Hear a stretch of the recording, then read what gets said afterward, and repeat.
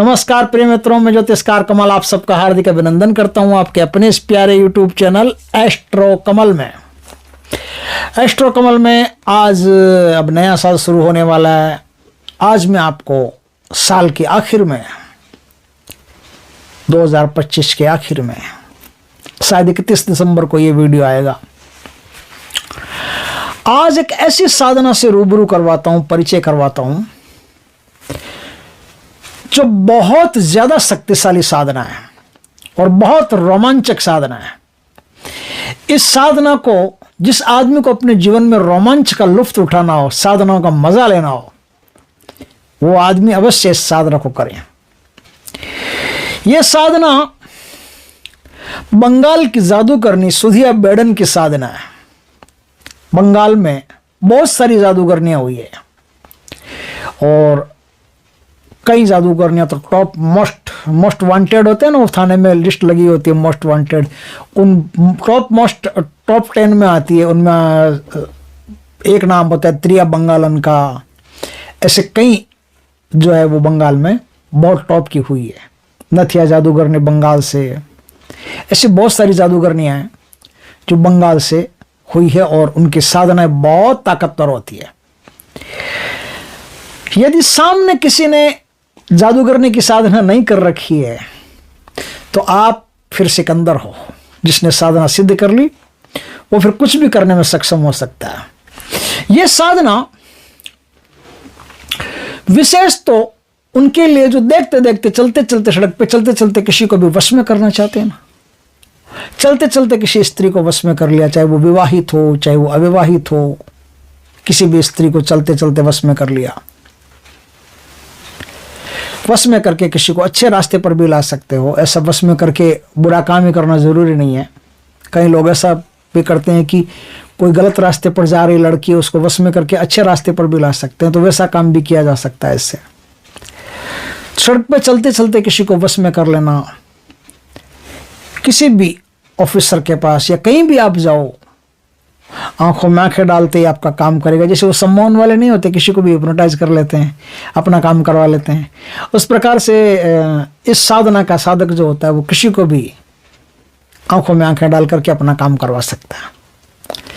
दूर बैठे किसी को बुला लेना, किसी को गांव से उच्चाटन कर देना, ऐसे हजारों काम होते हैं। और माया दिखाना हो, जैसे किसी को दिखाना है कि उसके घर में तो भूत प्रेत नाचते हैं, तो उसको जैसे ही नींद आएगी रात में उसको लगेगा कि किचन में बर्तन अपने आप गिर रहे हैं, भूत प्रेत घर में घुसे हुए हैं, यहाँ से धुआं निकल रहा है, यहाँ से ये हो रहा है, यहाँ से वो हो रहा है, पता नहीं क्या क्या उसको दिखाई दे सकता।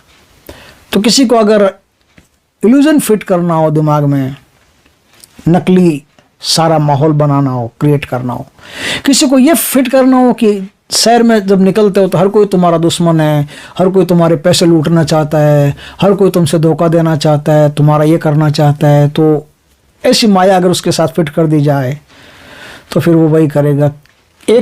इसकी एक घटना भी है कि एक तांत्रिक थे, उसकी एक डॉक्टर से दुश्मनी हो गई थी।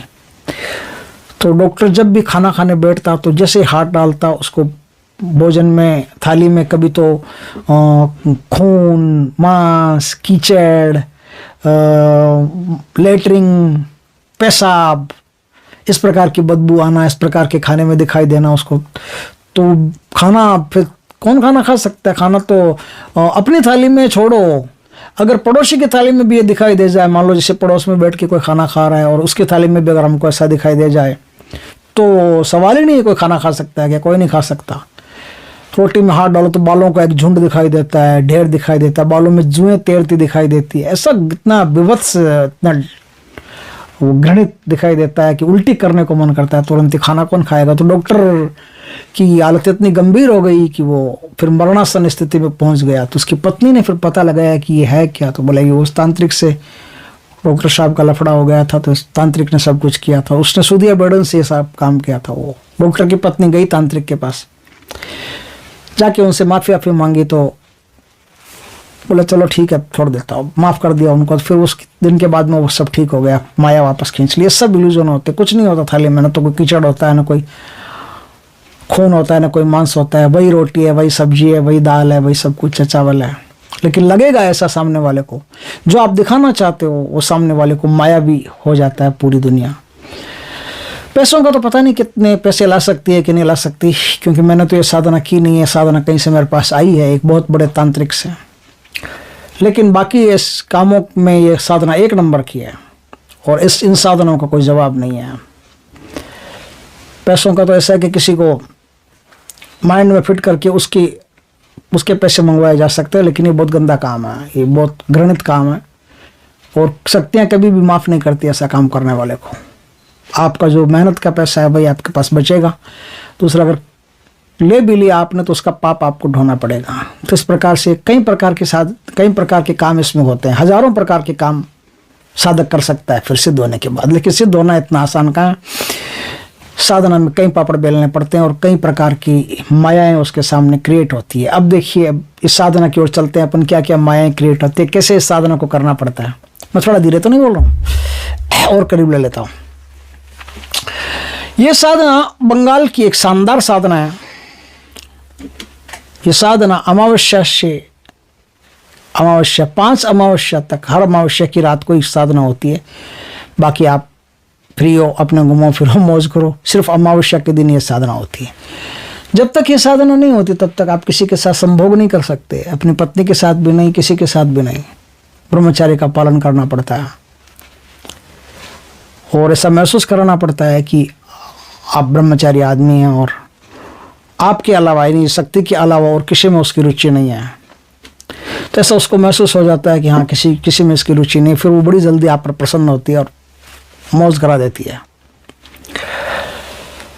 अमावस्या से हर अमावस्या साधना करते हुए 5 अमावस्या साधना आपको करनी पड़ती है साधक को। साधना शमशान घाट में होती है। शमशान घाट जागृत चाहिए, जागृत शमशान घाट में साधना होगी। स्नान आदि करके, शरीर के पूरे रोम छिद्र खोल करके, शरीर पर इत्र लगा करके फिर इस साधना में नग्न ही बैठना पड़ता है। काला आसन हो, उस आसन पर कोए के पंख बिछा करके उन कोए के पंखों के ऊपर बैठना पड़ता है। कोए के पंख आप अपना वापस ले आइए, आसन वापस ले आइए साधना करने के बाद। आपके पास आम का पत्ता चाहिए, चौड़ा सा पत्ता, उस पत्ते पे बेसन की बर्फी जो होती है उसका भोग देना पड़ता है। 2 देशी अंडों का भोग देना पड़ता है, और नारियल का जो खप्पर होता है उस खप्पर को भर करके एक खप्पर देशी शराब देनी पड़ती है। ये 3 भोग उसमें होते हैं। बढ़िया धूप करनी पड़ती है। सामने मानव कंकाल की जो, अगर और एडिशनल और ज़्यादा तेज करना चाहते हो तो मानव कंकाल की जो खोपड़ी होती है, मानव की खोपड़ी एक ले लीजिए, और 2 हड्डियाँ, हाथ की 2 हड्डियाँ क्रॉस में लगा के, वो क्रॉस का निशान होता है ना, आपने देखा बिजली घर में कहीं भी जाते हैं तो एक खोपड़ी लगी होती है, उस पर 2 क्रॉस का निशान लगा होता है। तो एक खोपड़ी सामने रख दीजिए, खोपड़ी सामने रख करके 2 हड्डियों को ऐसे ऐसे क्रॉस में रख दीजिए। क्रॉस में रख करके उसके ऊपर फिर अब कामिया सिंदूर छिड़क दीजिए अच्छी तरह से। कामिया सिंदूर छिड़कने के बाद में आटे का दीपक करना है। आटे का दीपक भर करके उस खोपड़ी के ऊपर रखना है। खोपड़ी के ऊपर सरसों का तेल जो होता है, वो सरसों के तेल में वो दीपक जलाना है। जब तक आपकी साधना चलेगी तब तक दीपक जलेगा। दीपक का मुंह लो आपकी तरफ रहेगी, यानी लो उत्तर दिशा की तरफ रहेगी, पीठ दक्षिण दिशा की तरफ रहेगी। 3 मीटर व्यास का घेरा लगाना है, कम से कम 3 मीटर व्यास का घेरा लगाना। घेरा बड़ा ही होगा आराम से, ताकि आप साधना करते करते अगर बेहोश भी हो गए तो आपका हाथ पैर घेरे के बाहर नहीं जाना चाहिए, इतना बड़ा घेरा होना चाहिए। ऊन का आसन हो काला, काले आसन के ऊपर कोए के पंख बिछा करके उस पर नग्न बैठ करके साधना करनी पड़ती है। बढ़िया कोई धूप आपके पास हो तो बढ़िया धूप लगा दीजिए, लोबान के लगाओ, गूगल के लगाओ, ऐसा कोई भी धूप आप लगा सकते हो, बस खुशबू के लिए वहाँ धूप करनी पड़ती है। साधना करने से पहले काली और भैरव का पूजन देना पड़ता है। काली और भैरव का पूजन देकर के उनसे आशीर्वाद लेकर के कि मैं अपने गुरु महाराज के आशीर्वाद से सुधिया बेडन की साधना करने जा रहा हूँ, जादूगरनी की, मुझ पर कृपा करें। एक और सुन लो, जो हनुमान जी के साधक हैं, हनुमान जी के भक्त हैं, या नरसिंह भगवान के भक्त हैं, या जैसे कृष्ण भगवान के और ये होते ना राम भगवान के, इनके जो अच्छे देवताओं वाले जो भक्त हैं, सात्विक देवताओं के, वो इस साधना में नहीं सफल हो सकते। उनको तो करना भी नहीं चाहिए, उनको इस क्षेत्र में जाना भी नहीं चाहिए। बाकी काली और भैरव के जो उपासक हैं वो आसानी से इस साधना को सफल कर सकते हैं। इस प्रकार से साधना होगी।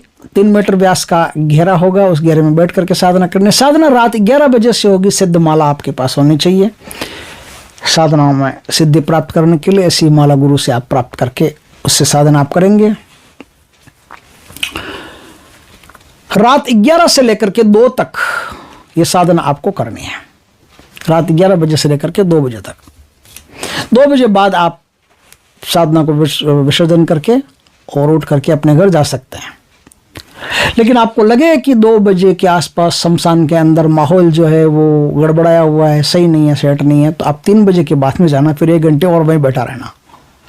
लेकिन अगर आपको लगे कि शमशान शांत है, कुछ है ही नहीं, एकदम रेडी रेट है, सब कुछ है, तो आप पहले दिन उठ के जा सकते हो। पहले दिन तो हो सकता है कुछ नहीं हो, लेकिन दूसरी अमावस्या या तीसरी अमावस्या जैसे आप साधना करने के लिए घर से निकलोगे तो रास्ते में आपको कई सांड आते हुए दिखाई देंगे, बिखरे हुए सांड, एकदम लंबे लंबे खतरनाक सींग, और वो आवाजें करते हुए, अपनी डरावनी आवाजें करते हुए आपके सामने आते हुए दिखेंगे। कहीं दिखेंगे, एक नहीं, 4, 5, 10 दिखाई दे सकते हैं। वो पूरा का पूरा माया है, ध्यान रखना। ऐसा कोई सांड नहीं है, न कोई सामने आएगा न कुछ और। ये सब सांड जो है वो सब माया भी होंगे। अगर आपने इनसे बचने की कोशिश कर ली तो ये मायावी सांड आपकी छाती पर चढ़ जाएंगे। साधक की, जो साधक साधना करने जाएगा उसकी छाती पर चढ़ जाएंगे, और आप निष्फिक्र होकर के उन सांडों के बीच में से गुजरना चाहते हैं तो आप जैसे जैसे आगे बढ़ेंगे आप पाएंगे कि सांड अभी भी दूर है, सांड अभी भी दूर है। और जैसे जैसे आप शमशान घाट के आसपास पहुंचते जाएंगे सांड गायब होते जाएंगे। ये सब माया होगी। शमशान में भी कई मायाएं हो सकती है, कई प्रकार के नाटकबाजियां हो सकती है। आखिरी नाटकबाजी जो है वो सबसे तेज, सबसे खतरनाक नाटकबाजी है। हवाएं आना, और आना, पायल की आवाजें सुनाना, ये सब तो मामूली बातें हैं, इन सबको तो आदमी इग्नोर भी कर सकता है। लेकिन अब जो आपके सामने आखिरी अमावस्या को आएगा उसको इग्नोर करना बहुत मुश्किल है, और ये कोई बहुत संयमी आदमी ही कर सकता है। सुधिया बेडन अकेले नहीं आती, सुधिया बेडन अपनी बेटी के साथ में आती है। उसकी बेटी इतनी सुंदर है, एक नजर उसको अगर कोई देख ले तो उस पर से नजर हटाना उसके लिए आसान काम नहीं है। ऐसा लगता है जैसे उसका चेहरा दूध में जाफरान घोल करके एकदम बनाया गया है, और ब्रह्मा जी ने स्पेशल टाइम लेकर के उसका चेहरा बनाया। इतनी सुंदरता उसके चेहरे में, उसके वक्ष स्थल, उसके स्तन इतने मांसल, इतने भरे हुए, सहज ही उन पर किसी ने दृष्टि डाल दी तो दृष्टि खींच लेते हैं अपनी तरफ। उसकी पतली कमर, उसके नितंब, उसके चेहरे का जो आकर्षण है, उसके शरीर का जो फिगर है, एक दृष्टि में सन्यासी भी विचलित हो सकता है। हिमालय में तपस्या करने वाला सन्यासी भी अगर उस कन्या को, सुधिया बेडन की कन्या को देख ले तो विचलित हो सकता है। ऊपर से भारतीय अभिनेत्रियों की तरह वस्त्र भी कम पहन के आती है, या हो सकता है कि नग्न ही आ जाए। सुधिया के साथ में वो आएगी, इतनी प्रचंड सुंदरी आपने आज तक नहीं देखी होगी। पूरा इल्यूजन, पूरा माया, और इतनी गजब की सुंदरता बनाई हुई होती है कि जैसे खुद कामदेव और रति ने मिलकर के इसके अंदर प्रवेश कर लिया होगा। इतनी सुंदर, इतनी सुंदर, ओहो हो। इसलिए यहां आकर के बड़े बड़े लोग फिसल जाते हैं, बड़े बड़े लोग पागल हो जाते हैं, साधना को गंवा देते हैं। वो सुधिया बेडन जब अपनी बेटी को लेकर आती है तो वो आपसे प्रेम से कहती है, ए बाबू, ये मेरी बेटी है, इससे शादी करोगे? इससे शादी कर लो, ये तुम्हारी हो जाएगी, इसे पत्नी बना लो ना। देखो कब से तुम्हारा इंतजार कर रही है। क्यों बेटी, इंतजार कर रही है ना? बेटी भी कहेगी, हाँ माँ, इंतजार कर रही हूँ, इनका ही इंतजार कर रही हूँ मैं तो। और ऐसा मधुर वाणी सुनते ही आहा, कामदेव के तीर सीधे हृदय में उतरते हैं और तुरंत नारद मुनि घायल हो जाते हैं। लेकिन जिसने ऐसी गलती कर ली वो तीर उतरने के बाद में समर्पण कर दिया कि आहा क्या बात है सुधिया, धन्यवाद तुमको, मैं इस लड़की से शादी करने के लिए तो जन्म जन्म से तैयार बैठा हूँ और कितने जन्म लेने पड़े तभी मैं तैयार हूँ, मैं तो इससे शादी करना चाहता हूँ। बस तुरंत सुधिया बेड़न नाराज हो गई और वहां से फिर आदमी साबित नहीं आता, जिंदा नहीं आता या फिर सही सलामत नहीं आता, या तो पागल हो जाता है या अपाहिज हो जाता है, कुछ न कुछ गड़बड़ हो जाती है, फिर वो अपने घर ढंग से नहीं आ पाता। वहां बैठ करके जो आदमी ऐसी परिस्थिति में सुधिया बेड़न से कहता है कि नहीं नहीं नहीं नहीं नहीं, नहीं, नहीं देवी, कहां आपके समान तो कोई सुंदर ब्रह्मांड में नहीं है। अब उसकी सुंदरता देखो, सुधिया बेड़न की सुंदरता देखना। सुधिया बेड़न का पेट जमीन तक लटका हुआ रहता है, उसकी भौहें बड़ी बड़ी राक्षसों के जैसी रहती है, उसके दांत बड़े उटपटांग रहते हैं, उसके कपोल फूले हुए रहते हैं, उसकी आंखें धसी हुई या फिर बड़ी बड़ी टाइप रहती है, अजीब टाइप की रहती है एकदम। उसके कान भी भैंसे के जैसे रहते हैं, पता नहीं ऐसे खतरनाक कान रहते हैं, है ना। इस प्रकार से उसका वेशभूषा रहता है, अर्धनग्न रहती है, कपड़ों का पता नहीं, छोटी मोटी भैंस भी उसके सामने अच्छी लगती है, सुधिया बेड़न उससे भी ज्यादा गंदी लगती है, बेकार लगती है। अब उसको देख के कौन कहेगा कि मुझे तुमसे प्रेम है, कौन कहेगा, कोई नहीं कह सकता। लेकिन कहना वही है, आपको चाहे उससे हो जाए चाहे कुछ भी हो जाए। सुधिया बेड़न की बेटी को तो रखो साइड में, अगर सुधिया बेड़न की बेटी को आपने स्वीकार कर लिया तो फिर आपको यमराज स्वीकार करेगा साधक को, और आपने स्वीकार नहीं किया, आपने कहा कि नहीं नहीं ये सुंदरी है, नो डाउट बहुत अच्छी सुंदरी है, लेकिन आपके समान तो ब्रह्मांड में कोई सुंदरी नहीं है सुधिया, आप तो महान जादूगर नहीं हो, आप तो महान कलाकार हो, आपके समान कोई सुंदरी है ही नहीं धरती पर। तब सुधिया बड़ी प्रसन्न होती है।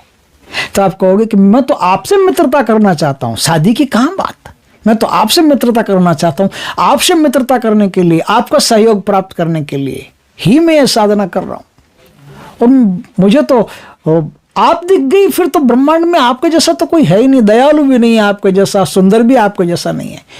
ऐसी बातें जैसे ही आपने करना शुरू की, बेटी तो हो जाती है गायब, और मां बेटी से भी ज्यादा सुंदर होकर के आपके सामने उपस्थित होती है, प्रचंड सुंदरी, ब्रह्मांड सुंदरी ऐसी बनती है सुधिया बेड़न, और आपके सामने खड़ी हो जाती है। फिर चाहे तो उसका वर्णन भी किया जा सकता है, चाहे तो उससे मित्रता भी की जा सकती है। मित्रता करोगे तो भी काफी लाभ होंगे, लेकिन वो लाभ नहीं होंगे जो वर्ण करने पर प्राप्त होते हैं। वर्ण करने पर तो वो कुछ भी कर सकती है आपके लिए, मित्रता करने पर काफी कुछ कर सकती है, लेकिन सब कुछ नहीं कर सकती।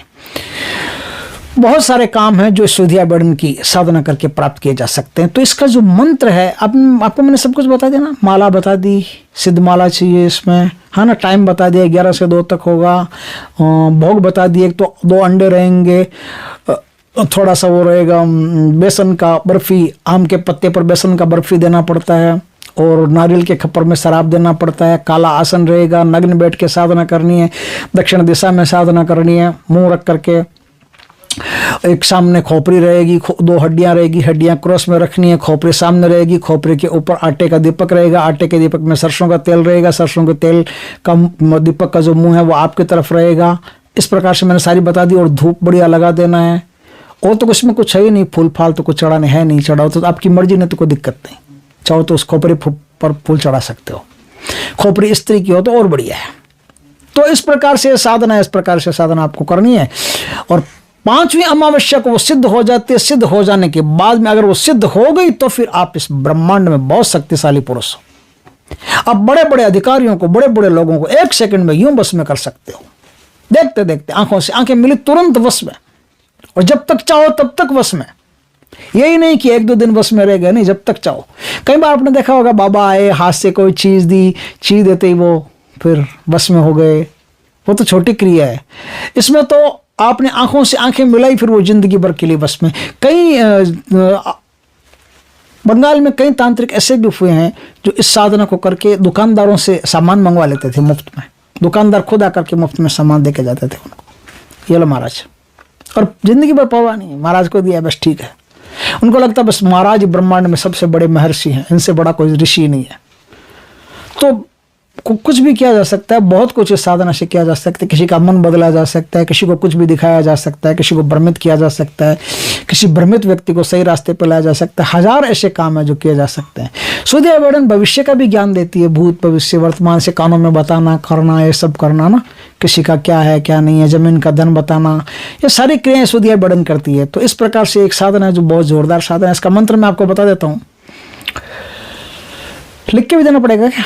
लिख के भी देना पड़ेगा ना, तो पहले मैं ऐसे बताता हूँ फिर मैं लिख के देता हूँ, ठीक है। मांसा खाबो मद खाबो, मांसा खाबो मद खाबो, ऐशो आमार बेडन रानी आमी या बाली ताई कारा, जोदी तुम्मी ता ना करो ताहाले आमी तोमार मेये के देबे आनबा।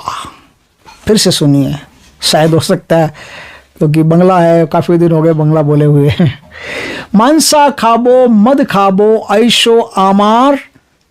ऐशो आमार बेडन रानी आमी या बाली ताई कारा, जोदी तुमी ताना कारो ताहाले आमी तोमार मेये के देवे आनबा।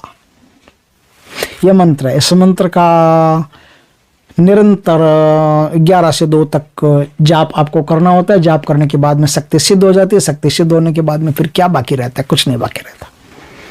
सहनसा हो वक्त के, कुछ भी काम करना हो, पूरे के पूरे गांव को वश में करना हो तो कर सकते हो, समूह को वश में कर सकते हैं। इसमें बहुत वशीकरण तो प्रधान है, बाकी इसमें बहुत सारी मायावी काम है। जैसे आप कहीं सभा में भाषण देने गए, आप चाहते हो कि सब आपके वश में हो जाए, आपकी तारीफ करे, तो सभा में भाषण देने गए और आप चाहते हो ऐसा, तो जैसा आप चाहते हो वैसा सुधिया बेड़न का नाम लेकर के जो भी मंत्र है, वो जो भी आगे आपको इंस्ट्रक्शन दे के ऐसा करके जाना, वैसा करके गए, तो 1000 लोग, चाहे 1,00,000 लोग, चाहे 1 करोड़ लोग आपका भाषण सुन रहे हैं, जो भी आपका भाषण सुन रहे हैं, तुरंत आपसे सम्मोहित हो जाएंगे। उनको लगेगा कि यार क्या बोला है यार, ऐसा तो माता सरस्वती बोल सकती है, ऐसा तो कोई गंधर्व साधना की है, पता नहीं क्या, इतना अच्छा बोलता है, इतना अच्छा गाता है।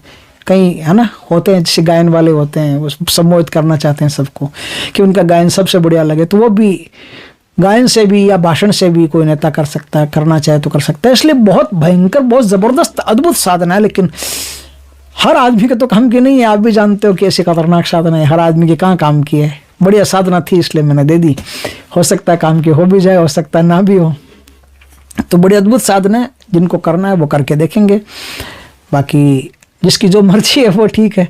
साधना अच्छी लगी हो तो वीडियो को लाइक कर देना, चैनल को सब्सक्राइब कर देना, बस यही बोल सकता हूँ, रोज़ बोलता हूँ। ठीक है दोस्तों, जय श्री कृष्णा।